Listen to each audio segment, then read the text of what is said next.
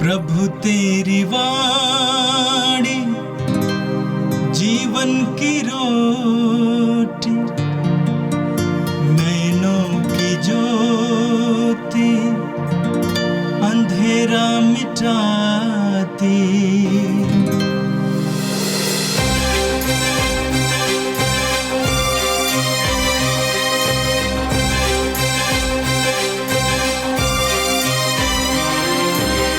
प्रभु तेरी वाणी जीवन की रोटी, नैनों की ज्योति अंधेरा मिटाती। प्रभु तेरी वाणी जीवन की रोटी, नैनों की ज्योति अंधेरा मिटाती। वाणी वाणी वाणी वाणी वाणी पवित्र है, शाश्वत है, जीवन का मन्ना है। 17 मार्च सोमवार। पहला पाठ नबी दानियल का ग्रंथ अध्याय 9 पद संख्या 4 से 10। हे प्रभु, महान एवं भीषण ईश्वर, तू अपना विधान बनाए रखता है।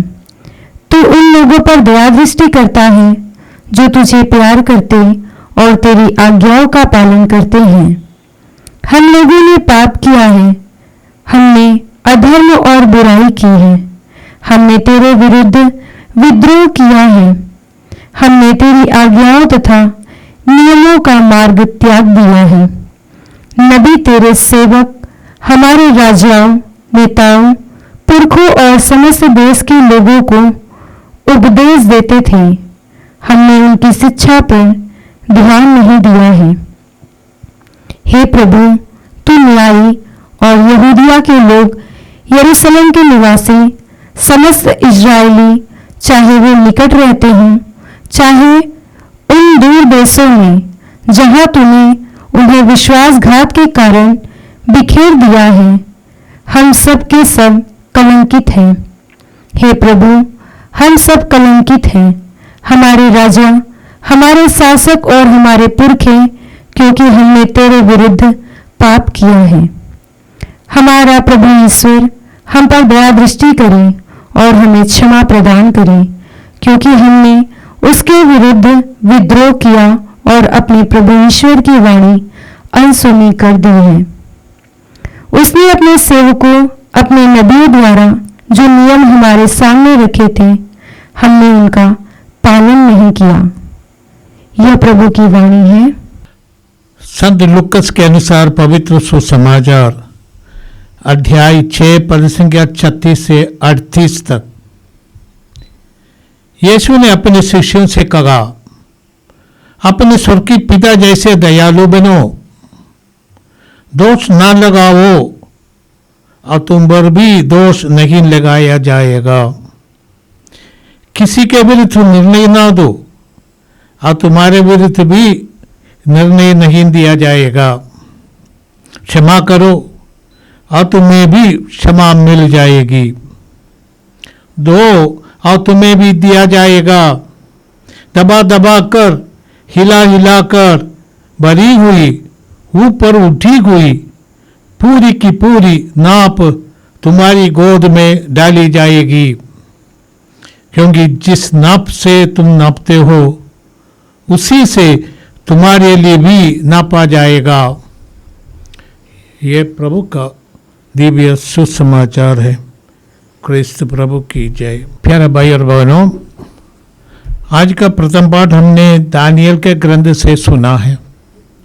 नबी दानियल बाबिलोन में है और वो महसूस करते हैं कि पूरी जनता ने पाप किया। इस पाप के कारण ही यहूदियों को अपने नगर से, अपने राज्य से निष्कासित किया गया। ईश्वर ने जानबूझकर उनको निष्कासित किया है, क्योंकि वो अपने पाप के कारण ही इस निष्कासन को अपनाया है। जितना हम पापी हैं, हमारे पाप का फल हमारे ऊपर लग जाता है। जो पाप करता है वो अपने को पाप का गुलाम बना देता है, अपने को शैतान का गुलाम बना देता है। पाप हमारे जीवन में सबसे बड़ी बर्बादी है। पाप के बारे में हम ज्यादा सोचते नहीं, ये कितना बर्बादी की बात है। पाप करने वाला अपनी वासना के अनुसार चलना चाहते हैं। पाप करने वाला अपने को अपने दुनिया का केंद्र बना देता है। पाप करने वाला सोचता है कि वही महाराजा है, वही ईश्वर है। इस कारण वो पाप का अधीन हो जाते हैं। दानियल कहते प्रभु के सामने, प्रभु तू महान है और भीषण ईश्वर, तू अपना विधान बनाए रखता है, तू उन सब लोगों पर दया दृष्टि डालता है जो तुझ को प्यार करते हैं और तेरी आज्ञाओं का पालन करते हैं। ये तो पुराने विधान में उन लोगों का यही भावना भी है। ईश्वर धर्मी लोगों को प्यार करते हैं और विधर्मी को दंड देते हैं। सही में ईश्वर सबों को प्यार करते हैं, पापी को भी प्यार करते हैं। एक माँ अपने बेटे जो दारू पीता है, अपने या बेश्याओं के पीछे जाता है, ऐसे बेटे को प्यार करती है और वो बेटे के वापसी की वो इंतजार करती है। ऐसे उड़ाव पुत्र का पिता है। हमारे ईश्वर पिता जैसा है। उड़ाव पुत्र के पिता के जो दृष्टांत ईश्वर प्रभु यीशु ने सुनाया था, वो ईश्वर का दिल दर्शाता है। हमारे ईश्वर ये नहीं चाहता है कि हम पाप करें और ईश्वर से दूर हो जाए। जैसे उड़ाव पुत्र दूर हो गया, अपने पिता से कहा तुम अपना काम करो, मुझको मारी हिस्सा दे दो, मैं अपनी जिंदगी बनाऊंगा। वो पिता के मुख में देखकर हंसना, पिता को दर्द होने वाली बात करके पिता को छोड़कर गया था। हम लोग यदि पिता के स्थान में रहें तो हम सोचेंगे वो बाप पे ना आने पर उनको हम खूब पिटाएंगे और उसको हमारे घर के सामने आने नहीं देंगे, घर में कभी प्रवेश हो करने नहीं देंगे। हम तो ऐसे हैं। परंतु प्रभु यीशु ने पिता का हृदय में दिखाया था वो उड़ाव पुत्र के दृष्टांत के द्वारा। हमारा पाप कितना भी क्रूर निष्ठुर निंदनीय हो तो भी हमारा पिता प्रेम करते हैं और उनका दिल दुखता है हमारे बारे में सोच गए। नबी आज के पाठ में कहते प्रभु हम लोगों ने पाप किया है, हमारा अधर्म और बुराई इसका फल हमारे ऊपर पड़ा है। पूरे जेरूसलम बर्बाद हो गया, जलाया गया, तोड़ा गया और यहूदियों में जितने भी ताकत वाले सबको उठाकर बाबिलोन ले गए थे। राजा को पकड़ उनका आंख फोड़ दिया। इतना बड़ी बर्बादी उनके साथ हुआ। वो ईश्वर की जनता है, ईश्वर पर श्रद्धा रखने के बदले वो लोग डील करने के लिए गए थे। मिस्र से डील करके वो सोचे कि बाबिलोन पर कब्जा करेंगे, परंतु सब उल्टा हो गया। ईश्वर प्रेम करते हैं, जितने लोग ईश्वर भरोसा रखते हैं ईश्वर उनके लिए रास्ता खोल देते हैं। उनके समस्याओं का समाधान ईश्वर उनको दिखाते हैं, क्योंकि ईश्वर पर दया, ईश्वर पर भरोसा रखने वाला कभी भी दुख में भी निराश नहीं हो जाता है। ईश्वर पर भरोसा रखते हैं वो। यदि उनकी जिंदगी में क्रूस आ जाती है और उनके जीवन में कठिनाइयां बीमारियां आ जाती है तो भी उसका सामना करने में उन्हें शक्ति मिलती है। इसलिए आज नबी स्वीकार करते हैं प्रभु हमने पाप किया, जैसे दाऊद ने भी किया। दाऊद ईश्वर का प्रिय पुत्र था और ईश्वर ने दाऊद को सबों के सामने नमूने के बाद समान दिखाया था।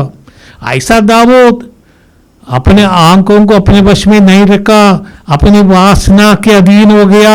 कोई सुंदरी स्नान करते उन्होंने देखा, उस सुंदरी के पीछे वो पड़े और उनके साथ पाप किया और दाऊद दंडित हो गया। अपने पाप के कारण वो दंडित हो गए और बर्बादी उनके घर में, उनके परिवार में, उनके राज्य में आ गई। दाऊद कहते प्रभु तू दयालु है, मुझ पर दया कर, तू दया सागर है, मेरा अपराध क्षमा कर। कम से कम उनमें है ये दिल, उनमें दिल में आ गया, उनकी उनके बुद्धि में आ गया ईश्वर दयालु है, ईश्वर के दया पर वो भरोसा रखने लगा। कहते प्रभु तू दयालु है, मुझ पर दया कर, तू दया सागर है, मेरा अपराध क्षमा कर। आज का जो पाठ कलीसिया हमारे सामने व्यक्ति है, एक ये पश्चाताप की प्रार्थना है, ईश्वर के सामने दिल से प्रार्थना करने का एक सुंदर पाठ है। आज का यो पाठ हमने सुना है। ईश्वर से कहते प्रभु तू दयालु है, हम लोगों ने पाप किया, हमारा अधर्म के कारण हमारे साथ ये सब कुछ हो गया, हमारी सभी समस्याओं का मुख्य कारण हमारा पाप है। हमारा पूर्वजों का भी पाप का असर हमारे ऊपर पड़ते है, क्योंकि हमने न केवल उनकी संपत्ति का ही हकदार अपने को स्थापित किया, हम उनके पाप का फल भी अपने ऊपर लेते हैं। वो पाप से जो संपत्ति कमाया, उस संपत्ति का जब हम हिस्सेदार हो जाते हैं, हम उनके पाप का भी हिस्सेदार हो जाते हैं। उनके जो डीएनए हमें मिला है वो उस पापमय डीएनए है, इसलिए इसका बड़ा बहुत असर हमारे ऊपर पड़ता है। हमारे पूर्वजों के पाप के लिए भी हमें प्रायश्चित करना है, हमें क्षमा मांगना पड़ता है, पिता क्षमा कर उनको। और हमें भी उनके वंश में जन्म लेने का हमें तूने कृपा दी है, ताकि हम उनके पापों के लिए भी प्रायश्चित करें और इसे सोचे, उनके लिए हम प्रार्थना करें, हे प्रभु उन पर दया कर। हम जानते नहीं हमारे सभी पूर्वजों को, शायद हम अपने दादा को जानते होंगे या नाना को जानते होंगे या उससे भी एक पीढ़ी पूर्व, इसके आगे हम लोग जानते नहीं, शायद नाम भी नहीं जानते। और ऐसी दशा में हमारा जो स्थिति है, हमें उसको स्वीकार करना है और कहना प्रभु हमने पाप किया, हमारे पापों का ये असर हमारे ऊपर पड़ा है। नबी आगे कहते प्रभु तू न्यायी है, आओ जगुदिया के लोग, जेरूसलेम के निवासी, समस्त इस्राएली, चाहे वे निकट रहते हो चाहे वो दूर देशों में, क्योंकि प्रभु जब जेरूसलेम को दंडित किया, बहुत यहूदी भाग गए थे, दूसरे देशों में भी ये लोग भाग गए थे। सभी लोग ये पाप का असर भोगने वाला है।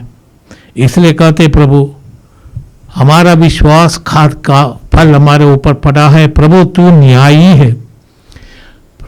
वो न्यायी होने के कारण हमारे पाप का फल भोगने का भी ये वो कारण बन जाते हैं। ईश्वर हमें दंडित नहीं करते, परंतु हमारा पाप हमें दंडित करता है। हम ये पत्थर मारेंगे, वो पत्थर को हम वापस नहीं ले सकते, पत्थर जाकर गिरेगा। जितनी ऊर्जा हम पत्थर को फेंकने में किया है, उस ऊर्जा के अनुसार पत्थर दूर तक जाएगा, परंतु जरूर गिरेगा। इसी तरह पाप का असर पड़ेगा हमारे ऊपर या हमारे संतान के ऊपर जरूर। इसलिए कहते हैं हे प्रभु तू न्यायी है। प्रभु कोई अन्याय हमारे साथ नहीं करता है। ओढ़ा पुत्र का पिता वो अन्याय नहीं था। जब पुत्र वापस आया, पश्चाताप करके वापस आया, पिता ने कुछ बोला भी नहीं, उनका स्वागत किया। आओ बेटा ये घर तुम्हारा है। ऐसे जागते हुए उनको अच्छे कपड़ा पहनाया, जूता पहनाया, अंगूठी पहनाया, उनका स्वागत किया। उनका स्वागत में बड़ा भोज का तैयारी हो गई। वो न्यायी पिता है। इसका अर्थ ये नहीं उनको पूरा पिता की संपत्ति की हिस्सा फिर मिल गया, ऐसा नहीं है, परंतु उस बेटा का स्वागत किया, घर में उनको आने दिया। और आगे नबी कहते हैं ये प्रभु हम सब के सब कलंकित हैं, हमारा पाप के कारण हम कलंकित हो गए हैं, तू हम पर दया कर। संत जोगन का पहला पत्र अध्याय 1:9 में जोगन करते हैं यदि हम अपने पाप स्वीकार करते हैं तो वह हमारे पाप क्षमा करेगा और हमें हर अधर्म से शुद्ध करेगा। हमारे ईश्वर दयालु पिता है। पश्चाताप को कभी वो ठुकराता नहीं। प्रभु यीशु ने कहा मैं धर्मियों को बुलाने नहीं, मैं पापियों को बुलाने आया हूं। प्रभु यीशु हमें दर्शाया है ईश्वर का दिल कैसा है। पापियों को वो ठोकर नहीं देते, उनको न निष्कासित करते हैं, पापियों को स्वागत करते हैं। जब पश्चाताप करके पापी वापस आ जाता है, पापी का वो सम्मान पूर्वक स्वागत करता है। वही हमारा ईश्वर है। प्रभु यीशु ने दृष्टांत सुनाया था, एक नाकेदार एक फरीसी प्रार्थना करने के लिए गया है। लूकास के सुसमाचार में हम पढ़ते हैं, नाकेदार और पापी था, मंदिर में जाकर वो गिड़गिड़ाते हुए प्रभु के सामने दंडवत किया और वो अपने आंखें भी ऊपर नहीं उठा सके, क्योंकि वो अपने पाप के पश्चाताप करता था, पाप पर पश्चाताप करता था। इसलिए कहा, उसने कहा, पिता मुझ पापी पर दया कर। और ना फरीसी वो शायद इस तरह का पाप नहीं करता था। उसने कहा, न तो मैं व्यभिचार करता हूँ, न मैं हत्या करता हूँ, मैं दिन में 2 बार उपवास करता हूँ, हफ्ते में 2 बार उपवास करता है। यहूदी को साल में 1 बार उपवास करने का अनिवार्यता था, परंतु ये हफ्ते में 2 बार उपवास करने वाला था। जो कुछ फरीसी ने कहा सही बोला था, परंतु उसके संदर्भ में उनका अहम था, घमंड, इसलिए उसका अच्छे फल का, अच्छे उनका गुण का फल उनके जीवन में नहीं आया था। घमंड सब रोक देता, घमंड पाप है। प्रभु के सामने हमारा कुछ भी नहीं है। जैसे कुरिन्थियों का पहला पत्र में पौलुस कहते हैं, अध्याय 4 पद संख्या 7 में, तुम्हारे पास क्या है जो तुम्हें नहीं दिया गया है? जो कुछ हमारा है, हमारा शरीर, हमारी संपत्ति या हमारा जीवन, सब कुछ हमें मुफ्त में मिला है, प्रभु की दया से मिली है। हमारा मेहनत का फल प्रभु की दया से मिला है, नहीं तो हमारी मेहनत बर्बाद हो सकते हैं। ये नहीं है कि हम अच्छा स्वास्थ्य रहते हैं, हम खूब मेहनत करते हैं इसलिए हमें अच्छा फल मिलेगा, जरूर मिलेगा, परंतु ये मेहनत का फल भी ईश्वर का देन है। इस वजह से हम अपने पाप जब स्वीकार करते हैं, हम अपने को नम्र बना देते प्रभु के सामने, और हमारे पापों के लिए हम पश्चाताप करते हुए क्षमा मांगते हैं। यिर्मयाह का अध्याय 19 पद संख्या 13 और 14 में पढ़ते, यदि तुम मुझे संपूर्ण हृदय से ढूंढोगे तो मैं तुम्हें मिल जाऊंगा। पश्चाताप को प्रभु कभी टुकराते नहीं। पाप करना हमारी दुर्बलता है, पर पश्चाताप करना हमारे लिए मुक्ति कार्य है। 40 के इस अवसर पर ये पाठ हमारे सामने रखती कलीसिया हमसे चलती है कि हम इसको दुहराते रहे, प्रभु के सामने अपने को नम्र बनाए। इसी तरह जब ईश्वर के सामने हम चले आते हैं, हमारी असलियत का हमें पता चलेगा। इसलिए संत लोग अपने को सदा पापी समझते हैं, ईश्वर के सामने रोते हैं अपने पापों के लिए। और हम जो पापी हैं, हम कभी भी अपने पाप के बारे में सोचते नहीं। हम सोचते हैं कि हम जैसे वो फरीसी हैं, हम सोचते हैं कि हम धर्मी हैं और ईश्वर को चाहिए कि हमें आशीष दे। हम रोज मिसा के लिए जाते हैं, बड़े सवेरे उठकर चर्च जाते हैं, हम कभी कभी भीख देते, भिक्षा दान देते हैं, कभी कभी उपवास करते, सोचते हम धर्मी हैं, परंतु ईश्वर का सामने ये सब एक प्रकार का एक कर्मकांड हो सकता है। जब तक हम अपने को नम्र बनाए ईश्वर के सामने आकर, हे प्रभु मुझ पापी पर दया कर, मेरा सोच कभी कभी गलत हो सकती है, मैं दूसरों के बारे में बुराई सोचते हैं, उनको किस तरह नुकसान पहुंचाएंगे सोचते हैं, किस तरह उनके बच्चों को मैं दोषी ठहराएंगे, उस दोष आरोप लगाएंगे, ऐसे सोचते हैं। बहुत लोग ऐसे करते हैं, ईर्ष्या से भरे हैं दिल। ऐसे व्यक्ति जब प्रभु के सामने आएगा, ये सब मिट जाएगा। जब ईश्वर हमारे दिल में निवास करेंगे, हम ईश्वरमय हो जाएंगे। जितना हम ईश्वर से जुड़ेंगे, उतना हम पाप के बंधनों से मुक्त हो जाएंगे, आजाद हो जाएंगे। आज के सुसमाचार संत लूकास के ग्रंथ से है।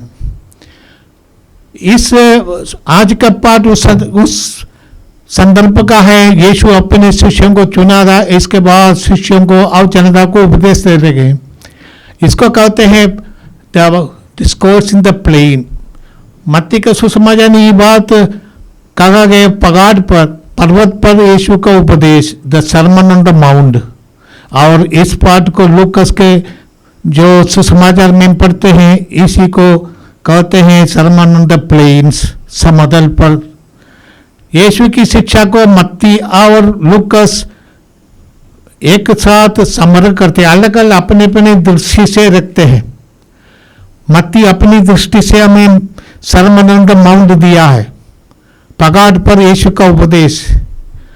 लूकास इसी बात को, यीशु के कई उपदेशों को एक साथ इकट्ठा करके हमें इस ग्रंथ में दिया है, सरमन ऑन द प्लेन्स। आज प्रभु हमसे कहते हैं, इन दिनों प्रभु हमसे चाहते हैं कि अपने शत्रुओं को प्रेम करो, उनको क्षमा करो, उनके लिए प्रार्थना करो। बीते दिनों हमने यही बात सुना है। आज प्रभु कहते हैं अपने स्वर्ग के पिता जैसा दयालु बनो। हमारा स्वर्ग के पिता दयालु है, प्रभु ने यह भी दिखाया भी है। हमारा स्वर्ग के पिता दयालु है, पापी का स्वागत करने वाला है। हमसे चाहते हैं कि हम दूसरों को दया करें, दूसरों के ऊपर किसी प्रकार का दोष न लगाए। जैसे हमारा स्वर्ग के पिता हमारे ऊपर दोष नहीं लगाता है, उसी तरह हमें भी दूसरों के ऊपर दोष नहीं लगाना। यीशु हमसे चाहते हैं कि हम भी दूसरों को क्षमा करें। यीशु ने स्वयं हमें दर्शाया था कि कैसे क्षमा करना है।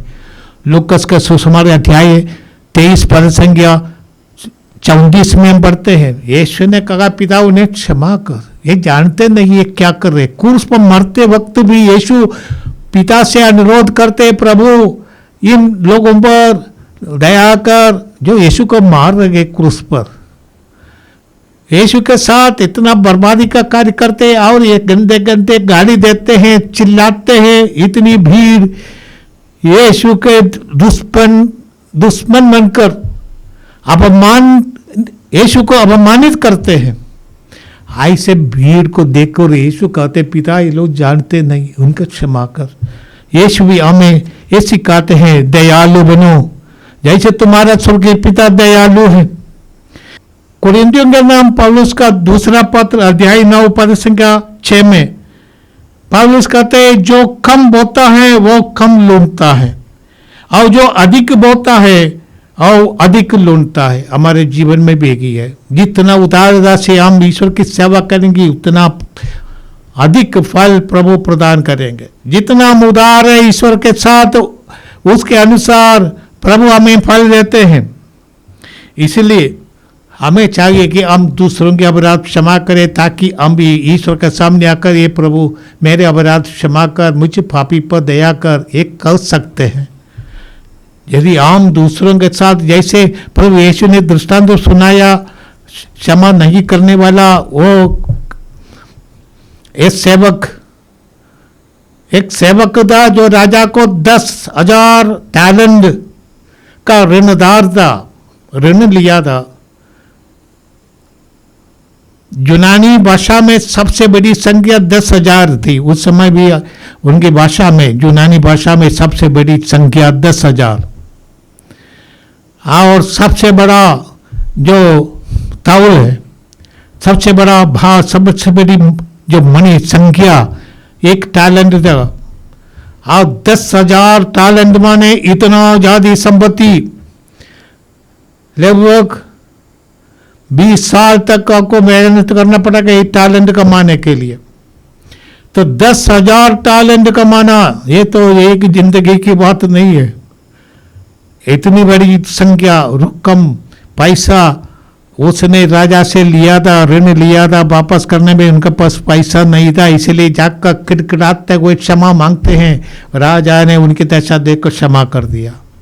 परंतु वो सेवक जाकर अपने एक साथी जो उनको केवल 100 रुपये देने वाला था, ऋणदार था, उसको पकड़ के पूरा पैसा उसे निकाल दिया। ये बात सुनकर राजा भी तो क्रुद्ध हो गई।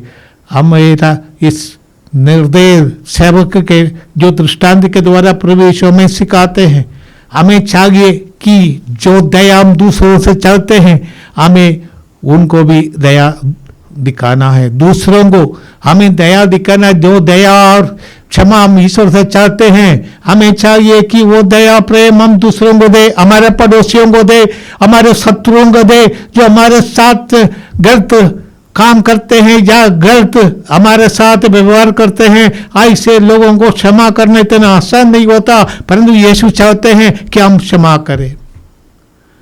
40 के समय क्षमा करने का समय है। जितनों ने हमारे साथ दुर्व्यवहार किया उस सबों को हमारे दिल से सबसे पहले क्षमा करें। हमें अपने परिवार में भी क्षमा करना पड़ता है, भाई को क्षमा करना पड़ता है। पति पत्नी आपस में क्षमा करने की उन्हें जरूरी है, तभी परिवार पर आशीष होगा। हमें अपने पड़ोसियों से क्षमा मांगना और उनको क्षमा देना है। ये 40 के अवसर एक नयापन लाने का अवसर है, नई सृष्टि बन जाए। जैसे हमने कहा यसो और याकूब, उनके बीच अभी प्रेम का रिश्ता हो गया। जोसेफ और उनके भाइयों के बीच अब प्रेम का रिश्ता हो गया, क्षमा कर दिया। हमें चाहिए कि हम भी अपने भाइयों को क्षमा करें, अपने पड़ोसियों को क्षमा करें, अपने परिवार में फरिए व्यक्ति एक दूसरे को क्षमा करें और आगे जाने का निर्णय करें। प्रभु उनके साथ रहेंगे। आप प्रभु चाहते जिस नाप से तुम नापते हो उसी से तुम्हारे लिए भी नापा जाएगा, क्योंकि हम ही कृपा के पात्र नहीं। जी हम दूसरों को दया नहीं दिखाते तो ईश्वर के दया के हम पात्र नहीं। हम ईश्वर के सामने कभी भी आकर ये नहीं कहते प्रभु मुझ पर दया कर, क्योंकि हमने किसी को दया दिखाया नहीं। आइए हम प्रार्थना करिए। प्रभु हम धन्यवाद देते 40 के अवसर पर हमारे पापों पर पश्चाताप करने का वरदान तू हमें प्रदान कर। पश्चाताप करना ये निर्णय होता है, ये नहीं अफसोस होते। पश्चाताप इस पर नहीं है कि हमने गलत काम किया, पश्चाताप इस पर है प्रभु हम तेरे नाम के योग्य नहीं रह गए, तेरे पुत्र कहने के योग्य नहीं रह गए। हमने हमारे बुलाहट के अनुसार जीवन नहीं बिताया, हमने तेरा नाम कलंकित कर दिया, इसलिए हम पश्चाताप करते हैं। और एक दूसरे को भी क्षमा करने और दूसरों को अपने भाई बहनों के साथ ऐसा व्यवहार करें जो हम उनसे चाहते हैं। क्षमा कर कर उनका साथ देकर ये प्रभु उनको बढ़ाने में हम भी अपना मदद करें, अपना सहयोग दे। सारे परिवार को, सारे गांव को, सारी दुनिया को हम तेरे हाथ में सौंप देते प्रभु। हम सबों पर दया कर। हमारे भाई बहनों के अपराध का भी हम हिस्सेदार है, उन पर तू दया कर। ये प्रभु हम तेरी दया मांगते हैं और तू ये 40 के अवसर हमारे लिए कृपा का, नयापन का, नई जिंदगी का ये अवसर अवधि ठहराइए। ये प्रार्थना हम करते हैं हमारे प्रभु क्रिस्त के द्वारा, आमीन। प्रभु तेरी वाणी जीवन की रोटी, नैनों की ज्योति अंधेरा मिटाती। वाणी वाणी वाणी वाणी वाणी पवित्र है, शाश्वत है, जीवन का मन्ना है।